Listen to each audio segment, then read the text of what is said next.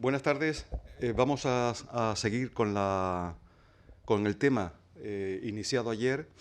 Habíamos abordado el tema en la primera lección de este máster con el estudio contextual, con el estudio, vamos a llamarle situacional, de situar a los Países Bajos en torno a 1500 desde el punto de vista territorial, desde el punto de vista de su expansión mercantilista, desde el punto de vista de su crecimiento económico, radicado en tres ciudades, fundamentalmente, en Amberes, Malinas y Bruselas, Bruselas como capital del condado de Brabante y Amberes como un lugar de canalización de toda la exportación a través del puerto del río Escalda. Y luego hemos visto, pues, desde el punto de vista, vamos a llamarle, de la historia del arte, los planteamientos derivados, las temáticas derivadas, las iconografías, sustancialmente que están en consonancia con las lecturas propias de la época, como fueron la Devotio Moderna y el texto, entre otros, de Tomás à Kempis, ¿no? Vimos un desarrollo de las artes a través de la influencia de los primitivos flamencos, fundamentalmente de Roger van der Weyden. Vimos temas iconográficos de absoluta importancia, como fue el fenómeno o como fue la iconografía cristológica, y luego, evidentemente, otros temas que están relacionados, como vimos ayer, de la vida y de la infancia de Cristo.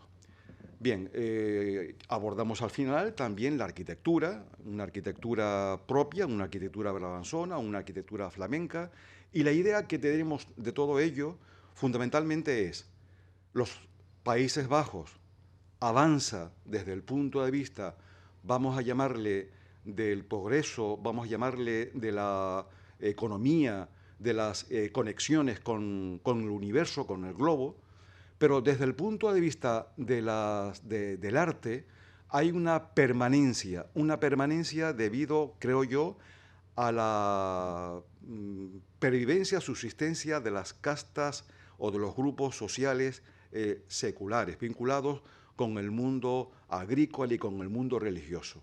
Nada que ver con lo que ocurre, como ayer intenté demostrar, con la situación que ocurre o que ocurrió previamente incluso en otros contextos europeos, como fue el sur de Europa, concretamente en Italia, ¿no? Es decir, un modelo clásico en el sur con un modelo norte en los Países Bajos, llamado así modelo nórdico, que se ha generalizado por acepción esta denominación. Bien, ya contextualizados los Países Bajos, vamos entonces a proseguir. Y yo creo que vamos a ver a partir de este momento, pues sustancialmente cosas que pueden ser realmente, pienso yo, que interesantes para los alumnos de este máster. Es decir, los Países Bajos están ya consolidados, hay una etapa de crecimiento en torno a 1500, una etapa de eclipse de ese crecimiento, de ocaso de ese crecimiento, cuando el condado de Holanda en 1585 pues cerró las esclusas, ya no pudo ser factible esa navegación comercial, pero entre 1500 y 1585 los Países Bajos se abren, los antiguos Países Bajos, como ayer expliqué, se abren a los confines del mundo. Rutas marítimas que ya estaban consolidadas, se consolidan ahora otra vez más, algunas de ellas son nuevas, y aparecen las llamadas rutas atlánticas. Y en estas rutas atlánticas, pues es trascendental, crucial, cómo la economía va aparejada con el arte, siempre, en todo momento de la historia, pero mucho más en esta ocasión. Bien, ¿por qué surgen estas rutas atlánticas? Todas las grandes potencias, incluso ya no en 1500, no solo en 1500, sino ya incluso en la época mercantilista anterior, muy anterior, pues se lanzaron al mar en busca de tierras, glorias y aventura. Anexionar tierras para la conquista, para la corona, ¿no? En un caso quizás ejemplar, es el caso de Portugal, entre otros ejemplos, las grandes potencias europeas. España también se lanza al mar en busca de anexionar nuevos territorios. Pero lo que ocurre en 1500 con los Países Bajos es un fenómeno realmente crucial, realmente extraordinario. Yo aquí he elaborado un mapa. En el mapa se puede ver claramente esta zona, es decir, lo que ayer vimos junto con aquel mapa del León trazado en 1583 por Eisinger, el austriaco cartógrafo Eisinger, vimos cuál era la zona de extensión de los Países Bajos, en rojo, lo recuerdan ayer, aquí está minimizado, luego con el área de influencia en rayado, ¿no? Ahora vamos a observar estas líneas que parten aproximadamente del puerto del río Escalda. Hay una línea que se desarrolla hacia el interior, lo ven aquí, es decir, hacia España, otra línea que va a los archipiélagos lusitanos,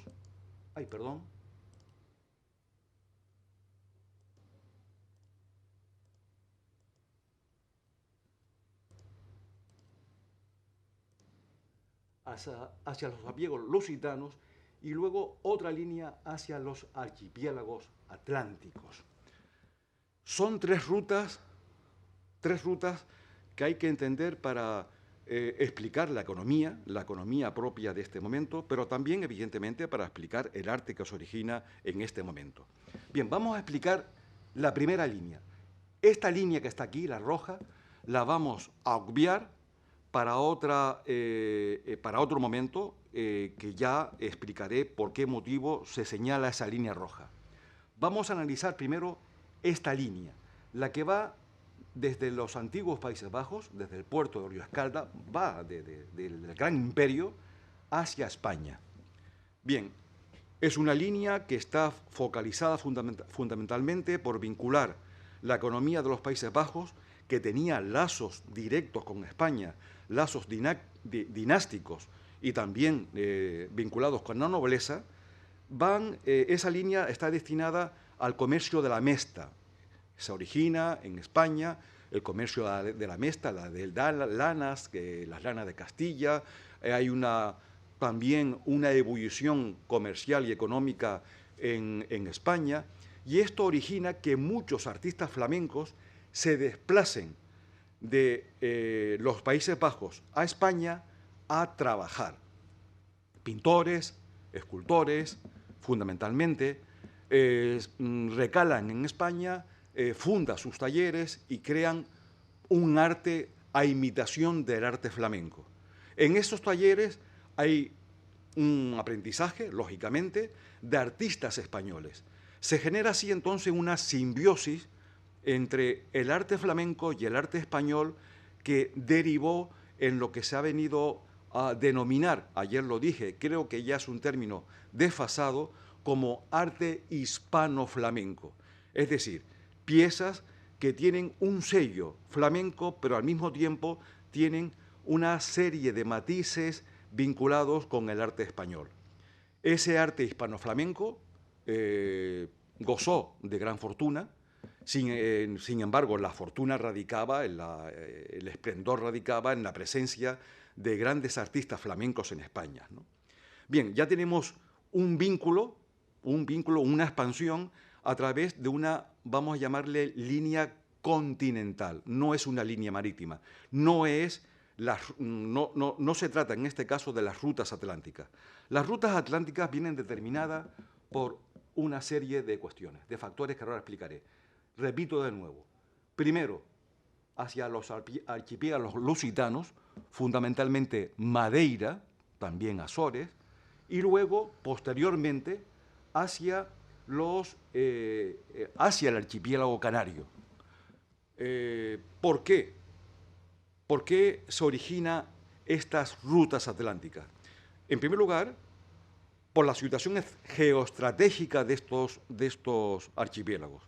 Tengamos en cuenta que estos archipiélagos, en medio del mar, estaban en el Atlántico, pero estaban en medio de tres continentes.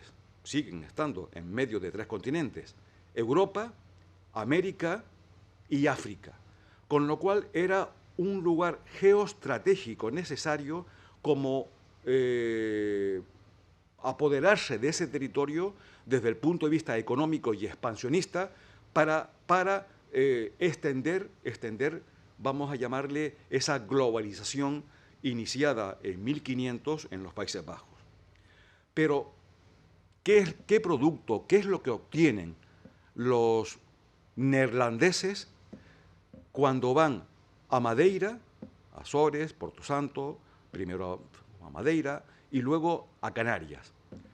Fundamentalmente hay una cuestión que es crucial, que es el azúcar. El azúcar, repito esto porque es importante para entender la economía, gran parte de la economía, no toda la economía, evidentemente, gran parte de la economía neerlandesa de los antiguos Países Bajos en este momento. La primera pregunta que nos planteamos es que, ¿por qué el azúcar? ¿Es que no había azúcar en los antiguos Países Bajos? Sí, evidentemente había azúcar. Había azúcar desde mucho antes por una ruta, la ruta del Mediterráneo, el Egipto, todo el Mediterráneo. El azúcar era trasladado prácticamente a los Países Bajos. Pero en los Países Bajos, en torno a 1500, hay un aire de, vamos a llamarle, de modernidad, y también hay un cambio de hábitos. Todos sabemos que la gastronomía cumple una función esencial en los nuevos tiempos, en todos los tiempos, ¿no? La economía, vamos a llamarle bajo medieval, era una economía muy rica en especies, pero que producía indigestiones, incluso enfermedades y muchos casos de mortandad.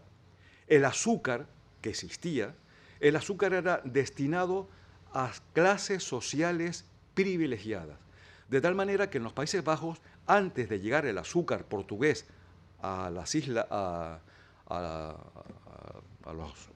los neerlandeses, a los antiguos Países Bajos, el azúcar se vendía en boticas, es decir, en farmacias, y se te vendía en píldoras.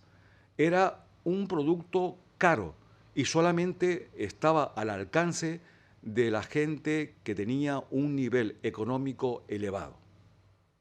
Pero, como dije antes, cambia los gustos gastronómicos y el azúcar se convierte entonces como en un elemento de la vida cotidiana. Incluso, tengamos en cuenta que a partir de este momento, cuando se producía una entrada noble o real en una ciudad flamenca, siempre era costumbre de lanzar caramelos, pasteles, regalar pasteles, objetos dulces al pueblo. Con lo cual ya el azúcar se iba introduciendo en todos los grupos sociales, ¿no? Van entonces los neerlandeses a las islas lusitanas, y en Madeira, esto es un caso, aquí se señala las islas del archipiélago de Madeira, el archipiélago canario, la proximidad prácticamente es evidente, ¿no? Y allí esto es importante para entender la situación económica del azúcar en este lugar, y luego su desplazamiento al mundo americano, su desplazamiento al continente americano, hasta la costa brasileña, prácticamente después de pasar por Santo Tomé y por la isla de la Española, entre otros lugares, ¿no? Bien, cuando llegan los flamencos a la Madeira, ya van evidentemente con el propósito de explotar la caña de azúcar. La caña de azúcar no se recoge la caña y se lleva la caña a los Países Bajos. No, se lleva la caña, el producto, mejor dicho, ya elaborado. Claro, para elaborar un producto, para elaborar este producto, que se llamó en su momento el oro blanco, era necesario pues una serie de infraestructuras. Un ingenio era una construcción, donde vivían los que cultivaban el azúcar, que generalmente eran criollos o gente de humilde procedencia, y dentro de los ingenios el trapiche, donde se elaboraba el azúcar. Bien, los ingenios y los trapiches tienen que estar en zonas de medianías, es decir, zonas elevadas, ligeramente elevadas, con una humedad relativa, donde existan maderas, es decir, donde existan árboles cercanos. ¿Por qué? Porque para elaborar el azúcar era necesario la quema, la tala, primero la tala de árboles y luego la quema de esos árboles. Y de esa quema, a través de un proceso mucho más complejo, salía el líquido que era el azúcar. Y luego se refinaba. Bien, esto produjo pues una explotación del azúcar de las islas Madeira y Azores por parte de los neerlandeses que llevaban este producto a los Países Bajos. Era tal el poderío económico de los neerlandeses sobre estos territorios que en ese momento, en los antiguos Países Bajos, se conocían estos archipiélagos lusitanos como los archipiélagos flamencos, las islas flamencas. Eran así denominadas por acepción, islas flamencas. Y eso desde el punto de vista, vamos a llamarle cognitivo, mental, supone asumir el poder económico de un territorio. No es una colonización, no es una conquista desde el punto de vista de las conquistas que se operaban, donde era necesario la conquista y el proceso de evangelización como un proyecto común. No, esto es una conquista económica y al mismo tiempo es una conquista que produce suculentos beneficios y en derivación o como derivación, pues se produce una serie de traslados de arte flamenco a estos archipiélagos, que aún permanece como una importante manifestación de ese legado cultural.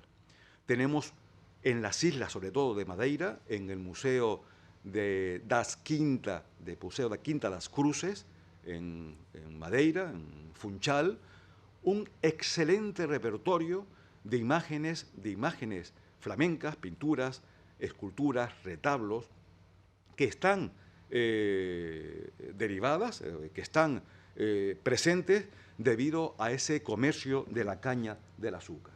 Aquí he seleccionado unas cuantas imágenes, un retablo, este está en el Museo da Quinta das Cruzes.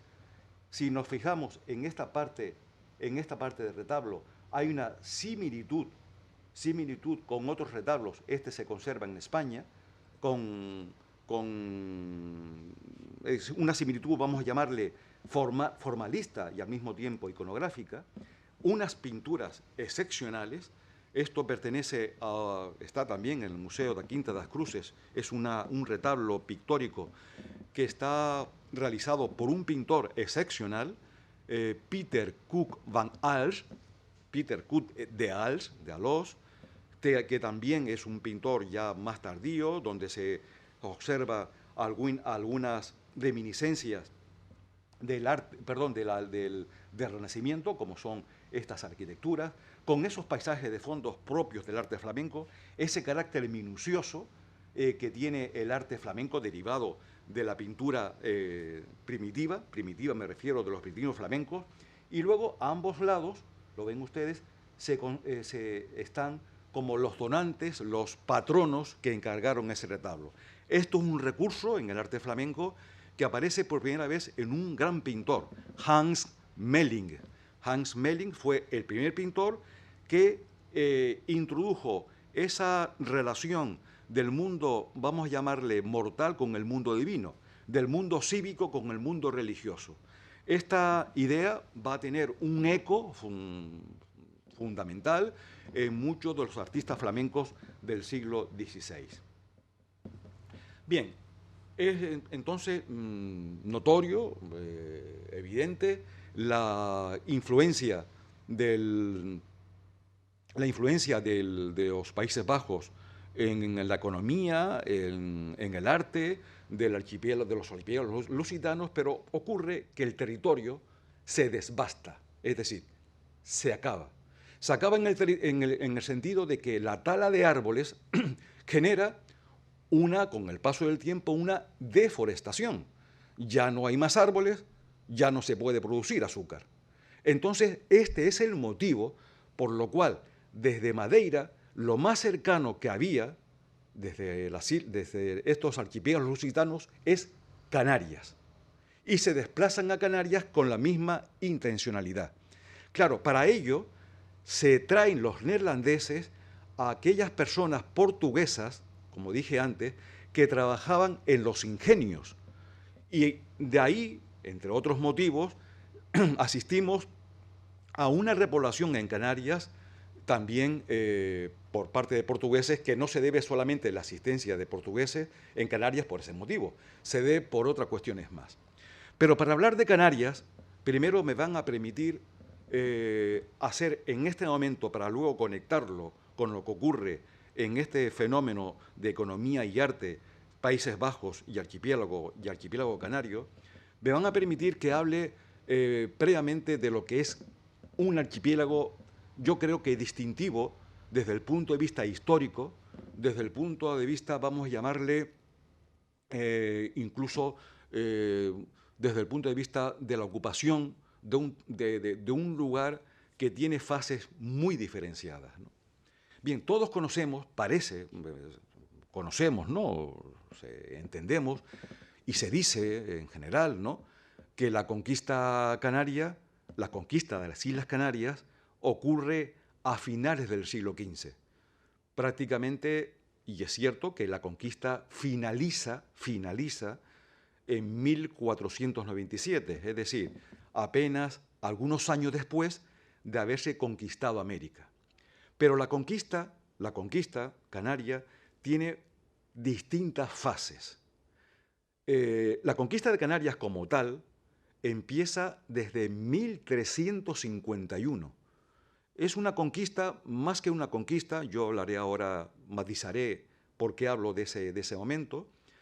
Luego hay otra fase, que es la de principios del siglo XV, 1402, y luego la tercera y última fase, que es la consolidación, podemos llamarle de esta manera, de todo ese proceso conquistador, donde se incluyen ahí a los flamencos desde el punto de vista de la conquista del espacio, desde una dimensión económica. Bien, empezamos. 1351. No, es una conquista.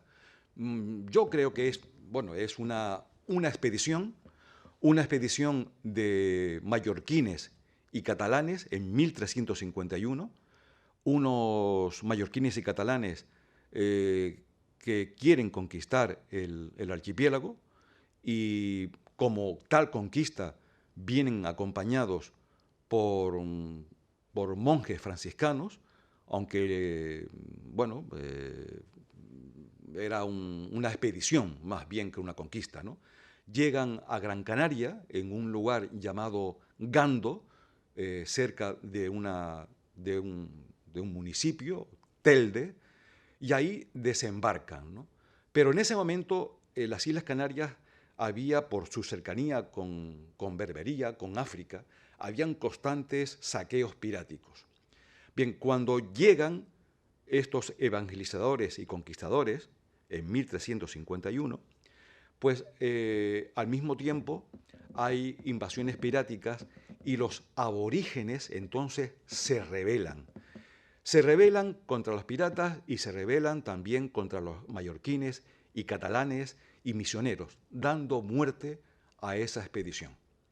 Bien, es un episodio que no se puede llamar como conquista de todo el espacio, pero sí que hay que situarlo en un momento crucial de la historia, mediados del siglo XIV, donde ya existía o donde ya se dibujaba esas expansiones mercantilistas, ¿no? Luego hay una conquista que sí es necesario, esto sí es conquista, en la época de principios del siglo XV, cuando el rey de España, Enrique III el Doliente, le concede la autorización a los nobles e hidalgos normandos para que conquisten Canarias, evidentemente con una negociación luego en el repartimiento de las tierras y de los bienes. Jean de Bethencourt es, junto con Gadifer de la Salle, son los conquistadores que parten con sus huestes, con sus tropas, desde el puerto de La Rochelle, en Normandía, y llegan a Canarias, a la isla de Lanzarote, en 1402. Entre esa fecha, 1402 y 1406, conquistan 3 islas: Lanzarote, Fuerteventura y El Hierro. Bien, lo importante, desde el punto de vista, vamos a llamarle testimonial, lo que nos ha heredado, es que tanto Bethencourt como Gadifer de la Salle venían con sus clérigos o curas respectivos, Bautier y Bentier, 2 curas franceses. Y estos 2 curas son los encargados de escribir dos textos muy importantes, cruciales para entender la historia de Canarias. Le Canarien, Crónicas francesas de la conquista de las islas. ¿Qué ocurre con esos textos? En realidad son 2 textos. Uno escrito por el cura de Bethencourt y otro por el cura de Gadifer. Cada uno de los textos pues abunda o profundiza en la riqueza conquistadora, defendiendo las hazañas, en un caso de Bethencourt y en otro caso de Gadifer. Lo cierto es que el rey de España, perdón, el rey de Castilla, no se puede hablar de España en este momento, el rey de Castilla, nombra a Jean de Bethencourt rey de las Islas Canarias, a Jean de Bethencourt. Y Gadifer de la Salle, pues enojado, va a la corte, pide explicaciones y su petición, sus alegaciones no son escuchadas. De tal manera, entonces, que Le Canarien, que se conserva estos 2 importantes manuscritos, como todo lo importante, parece que son los británicos los que lo conservan, ¿no? Conservan hasta el friso del Partenón, ¿no? Pues conservan estos 2 textos. Están clasificados en el código Egerton y se llama Le Canarien A y Le Canarien B, ¿no? He tenido la oportunidad de acercarme como curiosidad, porque evidentemente han habido historiadores en España que se han ocupado meticulosamente de estos textos, pero resulta que por cuestiones del azar, pues me deparé en las ilustraciones del texto. Evidentemente todo el mundo había visto las ilustraciones, pero era de tanta magnitud lo que se escribía, lo que se narraba, que nadie no dimos importancia a las ilustraciones del texto, ¿no? Este es el Le Canarien con Gadifer de la Salle, y esta es una ilustración del texto, aquí a nuestra izquierda, y otra es otro texto que he comparado que se encuentra en Francia, en la Biblioteca Nacional, ¿no? de Francia, ¿no?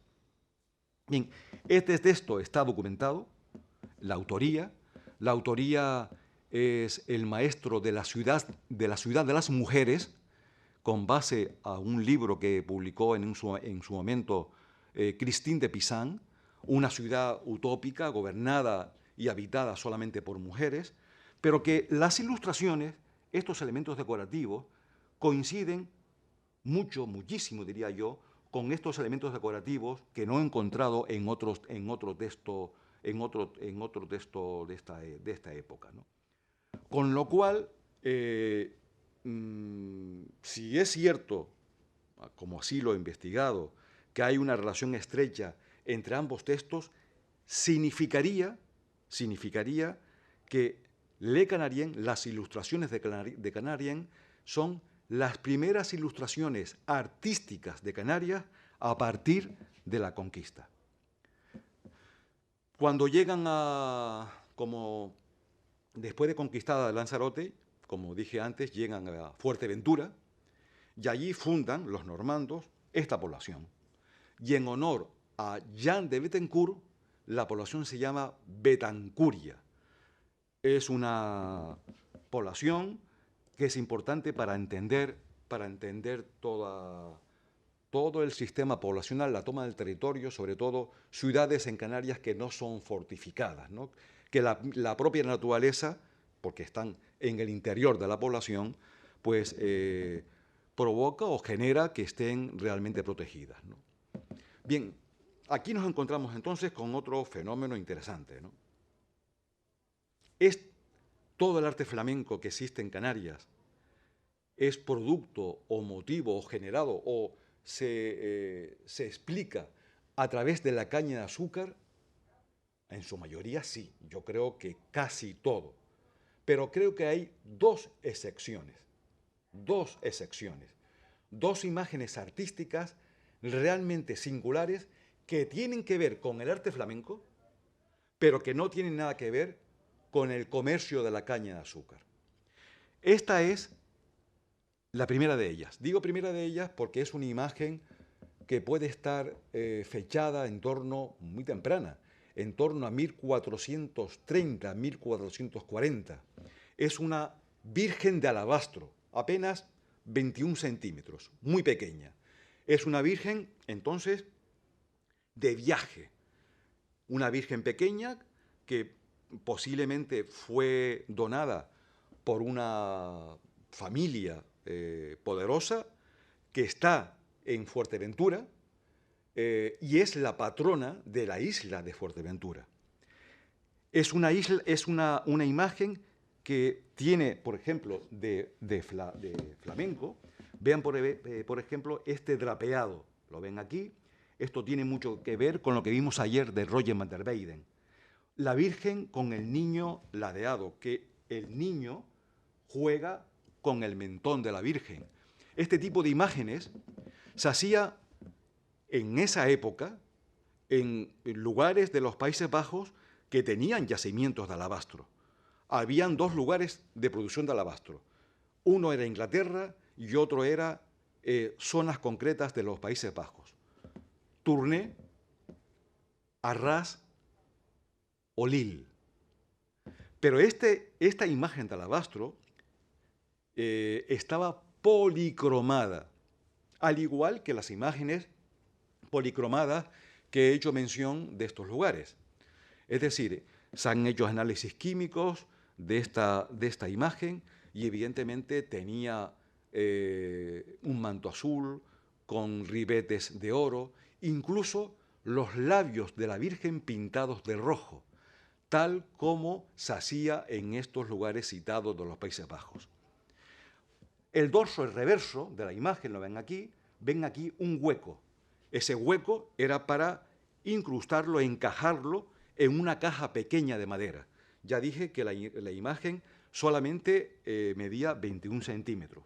Y vean también toda esta especie de acanaladuras, de tallados longitudinales que son propios de los Países Bajos.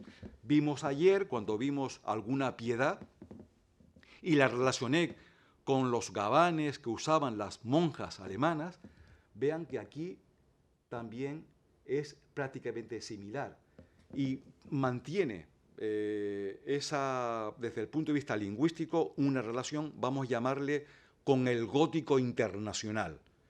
Un niño que no está está ladeado, un niño que se mueve, juguetón, y la madre mueve la cabeza dirigiendo la mirada hacia él. Pero la mirada es una mirada que se llamó en su momento, que se llama por parte de la bibliografía especializada, esa imagen del el non finito, ¿no?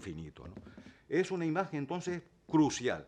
Y aquí lo que vemos es la Virgen de la Peña, es esta que está aquí y esta que está aquí. Sin embargo, las que están en este lugar y en este lugar no es la Virgen de la Peña, no son la Virgen de la Peña, son otras vírgenes. Con lo cual hablamos de que este tipo de vírgenes se hacía también desde el punto de vista de una producción serializada, es decir, se hacían muchas imágenes similares prácticamente, de tal manera que estas vírgenes las podemos encontrar en muchas partes de Europa. Bien, hemos hablado de una imagen fundamental, crucial, que se dijo en su momento que era francesa, porque el de Canarien dijo que Jean de Bettencourt trajo una imagen, una virgen. Eso es innegable que lo dice le Canarien, pero eso no quiere decir que la imagen que hemos visto es la que trajo Jean de Bettencourt, porque los prototipos, las formalidades, las resoluciones no tienen nada que ver con 1402 y sí tienen mucho que ver con la época de 1430-1440. Por eso, queridos alumnos, lo importante, cuando hay un documento, el documento es importante para filiar el documento, para datar, ¿no? Pero más importante que el documento cuando se trabaja con la historia del arte es el objeto de arte, la pieza artística. La pieza nos dice mucho más que el documento. El documento, si el documento hubiese sido más explícito y dice, trajo una virgen y la virgen es esta y describe la virgen, entonces no hay nada que decir. Pero si el documento solamente hace referencia a que Jean de Bettencourt trajo una virgen, eso no quiere decir que la virgen existente sea la virgen que trajo Jean de Bettencourt.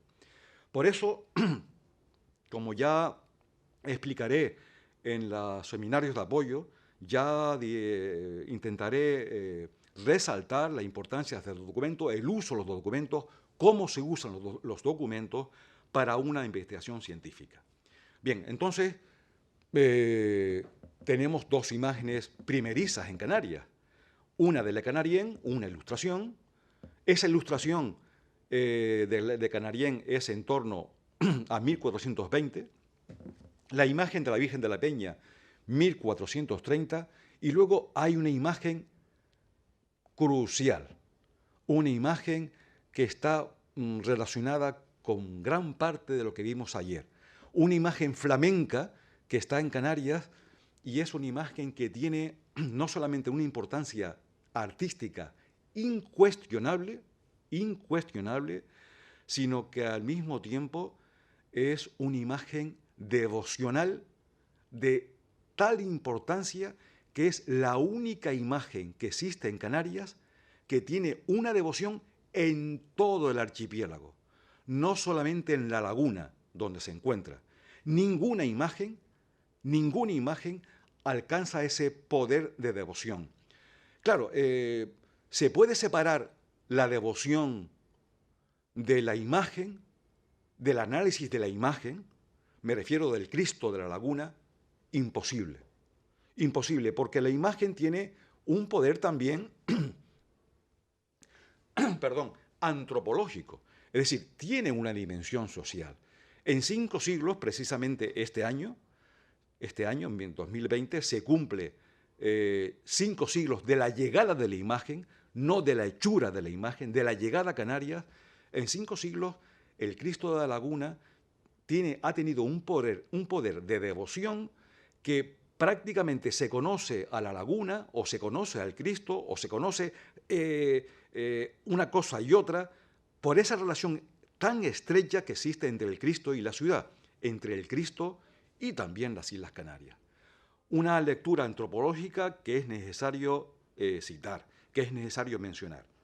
Y en relación con volvemos de nuevo al mapa con que iniciamos esta clase, y vemos que ya que hemos analizado, las tres, estas líneas de la expansión de los Países Bajos por vía territorial hacia España y las rutas atlánticas, vamos entonces a ver esta ruta, esta línea, que es la ruta que sigue el Cristo de la Laguna hacia las Islas Canarias. Bien, parte del puerto de Amberes. No quiere decir eso que la escultura se haya hecho en Amberes. Todas las esculturas flamencas, si son exportadas por vía marítima, son exportadas del puerto de Amberes. No quiere decir, repito, que la escultura sea de Amberes. Vamos a ver luego la escultura y veremos unas resoluciones plásticas para relacionarla debidamente con las escuelas plásticas estéticas que existían en ese momento. La imagen fue trasladada por un mercader al puerto a Venecia. En Venecia, ustedes saben que Venecia era un puerto importante en ese momento, era la puerta de Occidente y Oriente, entre una ruta comercial de primer orden, y allí, en Venecia, según las fuentes históricas que no son muy coetáneas, son 40 o 50 años escritas después de la llegada de Cristo, dice la mayor parte de las fuentes que el Cristo de la Laguna llegó en 1520 a Canarias. Pero hay una fuente, la primera fuente de todas, que luego fue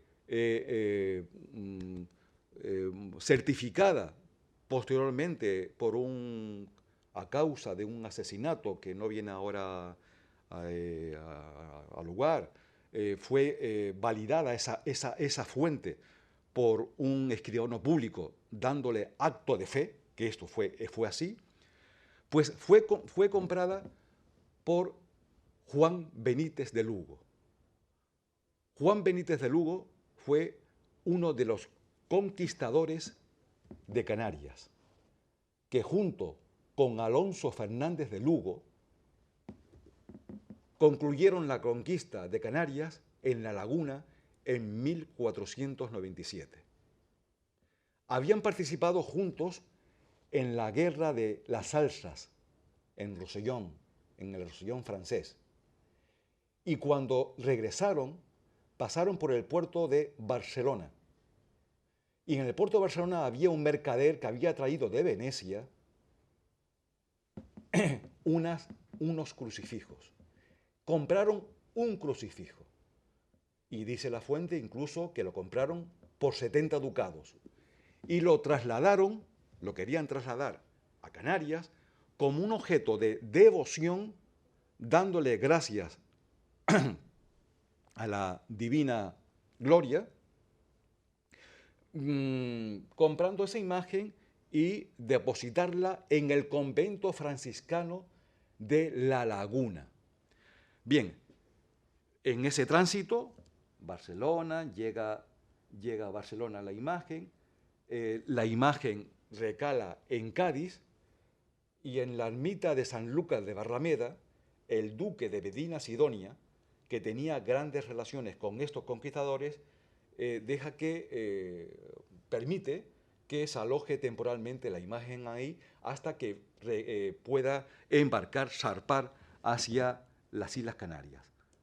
Llega entonces esta imagen a La Laguna. Y en La Laguna se había ya fundado un convento franciscano.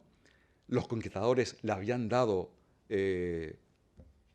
las tierras a los franciscanos, pero poco después realizan un mayor convento y ese convento le denominan San Miguel de las Victorias, por haberse conquistado La Laguna el día de San Miguel. Un convento franciscano que ya prácticamente el convento sí existe, pero está ocupado en la actualidad por el ejército, pero hay una pequeña capilla, donde se venera esta magnífica imagen. Una imagen que tiene muchísimo que ver con la imagen que ayer vimos de San Pedro en Lovaina, de la Colegiata. Y vamos a ver entonces qué hay de diferencias, ¿no? Diferencias sustanciales, porque aunque el prototipo de Bornemann o de Bormann fuese aquel Cristo, hay aquí una cierta evolución. Evolución, me refiero, naturalista en el cuerpo. Vemos que los brazos tienen prácticamente la misma disposición y que la cabeza está relacionado con el gótico tardío de Brabante. Pero hay un estudio anatómico del cuerpo, naturalista del cuerpo. Y el paño de pudor tiene relación con esos paños de pudor que hemos visto ayer de Roger Metterbeiden. Con lo cual, esta imagen está realizada en 1514. No tiene nada que ver cronológicamente con la imagen de Bornemann, pero tiene analogías sustanciales. Aquí, en esta imagen, está el Cristo en su hornacina, incrustada esa hornacina en un gran retablo de plata, y en el paño de pudor hay una inscripción que no tiene que ver con las letras decorativas del síntux, del perizoma, donde se escribe, donde se precisa el autor de la imagen. Esto es un caso, como dije ayer, la escultura flamenca es casi en su gran mayoría anónima, pero hay escultores como Jan van Steffenberg y luego escultores en España, siguiendo quizás esta tradición flamenca, como Luis Salvador Carmona, que firmaba sus Cristos en un nudo, en una escocia del paño de pudor. Con la ayuda de especialistas en lecturas paleográficas y latinas de la Universidad de Laguna, hemos logrado, mejor dicho, ha sido una labor de equipo, valorar la firma del autor y la fecha de ejecución. Y dice, en latín, piadosamente lo hizo el L. der Bulle, 1514. Por tanto, tenemos una imagen fundamental. Y aquí he comparado en una imagen que vimos ayer, la imagen de Birmingham, la que vimos en Saint-Chad, con el Cristo de la Laguna. La similitud es, yo pienso que extraordinaria. Sin embargo, yo creo que hay un mayor rostro, una mayor expresividad de dolor en el Cristo de la Laguna, ¿no? Esta es la imagen del Cristo antes de su restauración y esto es después de su restauración. Fue restaurado hace pocos años debido a que era al estado en que se encontraba, era un estado realmente preocupante, ¿no? Y se hizo una meritoria restauración. Vean que estos tirabuzones a ambos lados, esto es muy flamenco, está tallado en madera en roble negro de Flandes, borneo negro, el tamaño de la imagen es tamaño casi natural, sin embargo la corona no es de roble, lógicamente el roble es un material muy duro, no se puede moldear una corona con roble, es de sauce y es insisto, una imagen muy importante. Bien, tenemos entonces ya dos imágenes flamencas que no tienen nada que ver con el azúcar, tienen que ver mucho con el aspecto devocional, pero vamos a hablar ahora del azúcar. Y hay, para que se den cuenta de la importancia que tiene el azúcar, en la actualidad, en el Ayuntamiento de Amberes, en el hall principal, hay 19 lienzos realizados en el siglo XIX, 1899, finales del XIX, por un artista, Pierre Berghaer. Y este cuadro se llama La Navegación. Los traficantes se llama así, de caña de azúcar, llegan a Amberes y es recibido por el burgomaestre de la ciudad. En realidad, quien llega del azúcar es Riverol, un flamenco asentado en Tenerife, Riverol, llega con caña de azúcar para comercializar esa caña en los Países Bajos, ¿no? Es recibido por una jerarquía de clases sociales. El burgomaestre le ofrece la bienvenida a la ciudad, con lo cual, ya si esto se hace en el siglo XIX, cuando es un momento de agradecimiento a todos los personajes y a todos los motivos y hechos que han redundado en el beneficio del país, vamos a ver entonces cómo ese cuadro pues tiene una importancia y tiene una trascendencia ejemplar, ¿no?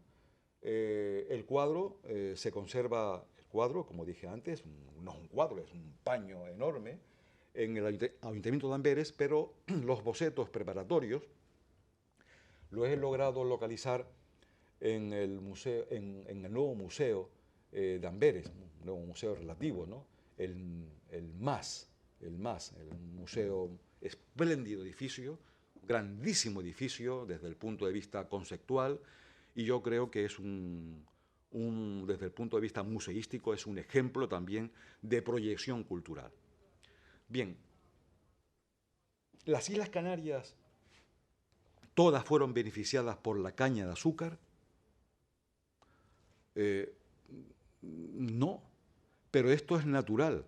Dije antes que el azúcar necesitaba de zonas altas, medianías, donde hubiesen bosques, donde hubiese un clima adecuado, una temperatura adecuada para la tala y quema de árboles y la producción de azúcar. Lógicamente, las Islas Canarias hoy se concibe, siempre se ha concebido en general, para el desconocedor de los territorios, las Islas Canarias es sinónimo de buen tiempo, de sol permanente y de una identidad global. Nada más lejos de la realidad. ¿Hay buen tiempo? Sí, sí. Hombre, buen tiempo si lo comparamos con estas latitudes, evidentemente. Entre más al sur estamos, más cálidos nos acogemos, ¿no? Y más vitamina D podemos tener.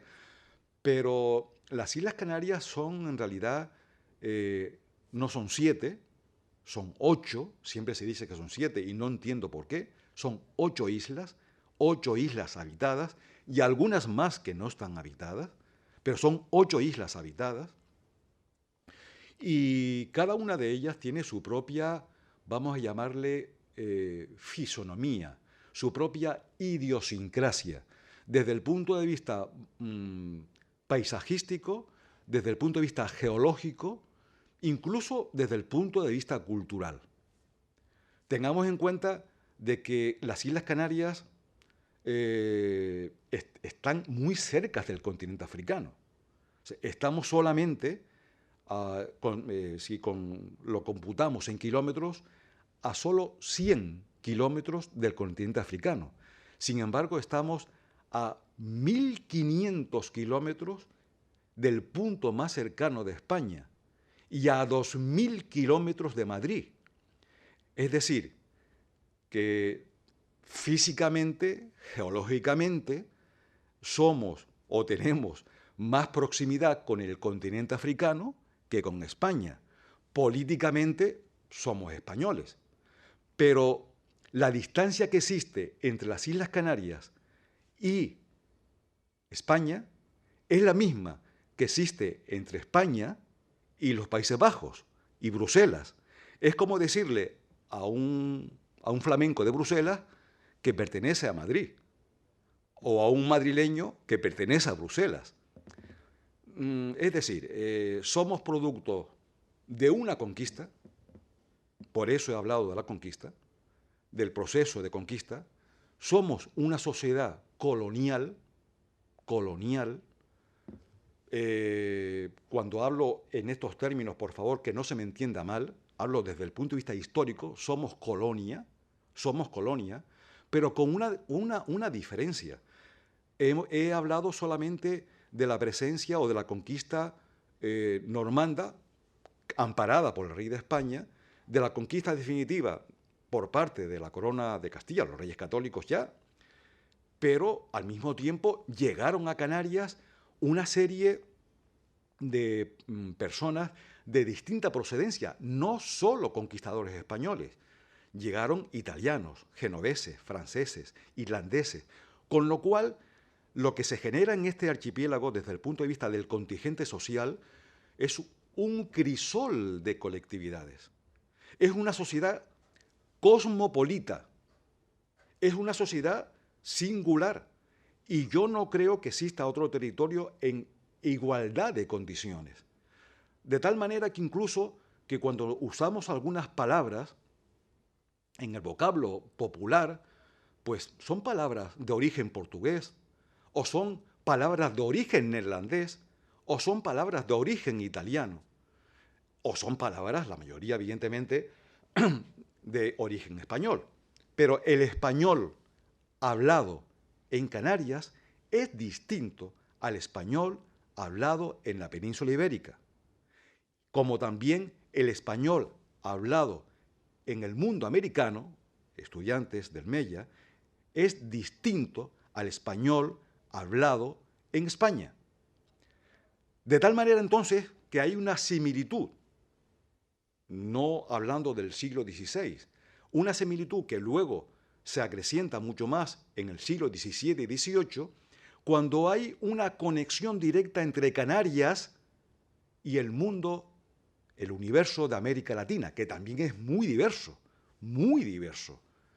Por eso son las conexiones de Canarias con Venezuela, de Canarias con Cuba, de Canarias con otros contextos. Desde el punto de vista del vocablo, tenemos pues prácticamente una pronunciación similar, distinta pero similar, pero también una relación con las manifestaciones artísticas, sobre todo en la época del 17 y 18, es decir, del 17, del barroco, donde hay una serie de prestaciones de consonancia entre lo que existe en Canarias y lo que existe en el mundo americano. Hay poblaciones, el tejido, por ejemplo, Cartagena de Indias, que uno puede estar perfectamente, esta gente está en Cartagena de Indias y puede tener la idea de que está en Canarias, porque hay una conexión de resoluciones del trazado urbano y del trazado arquitectónico. Por eso es la clase siguiente a la que vamos a hacer referencia, es decir, las conexiones entre el mundo hispano, Canarias, y el mundo americano, ¿no? Son conexiones muy importantes. Claro, todo el mundo podemos decir, bueno, es que Canarias fue conquistada prácticamente al mismo tiempo que el mundo americano. Cronológicamente sí, pero hay una diferencia sustancial, muy sustancial. Las órdenes religiosas que llegan a Canarias son órdenes mendicantes. Franciscanos, dominicos y agustinos. Sin embargo, en América llegaron los jesuitas. Y esto es importante, porque los jesuitas estaban imbuidos del ideal del hombre del Renacimiento. Eran una orden mucho más intelectual. Y esto en Canarias los jesuitas llegaron tardíamente. Esta es una de las diferencias, entre otras que explicaremos en la siguiente clase. Bien, hacemos un descanso breve para luego seguir.